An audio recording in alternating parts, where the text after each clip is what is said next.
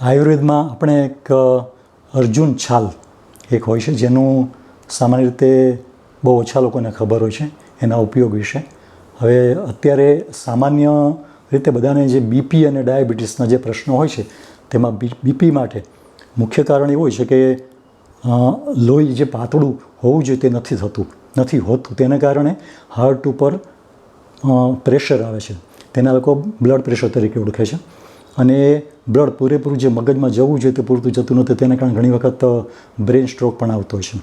તો અર્જુનની છાલનો એક શ્રેષ્ઠ ઉપયોગ છે કે અર્જુનની છાલનો નાનો ટુકડો, એકાદ ઇંચ નાનો ટુકડો લઈ અને એને રાત્રે પાણીમાં પલાળી દેવાનું. સવારે એ પાણી લાલાશ પડતું થઈ જાય છે, એ પાણી પી લેવાનું. ફરી એ જ ટુકડો સવારે પલાળી દેવાનો, ફરી રાત્રે પીવાનું. એ રીતે કરીને જ્યાં સુધી કલર એનો લાલાશ પડતો ઓછો થતો જાય પછી લાકડું ફેંકી દેવાનું. અને એ પાણીનો ઉપયોગ કરવાથી શરીરમાં કોલેસ્ટ્રોલ અને બીપી ધીરે ધીરે કરતાં ક્યોર થઈ જાય છે.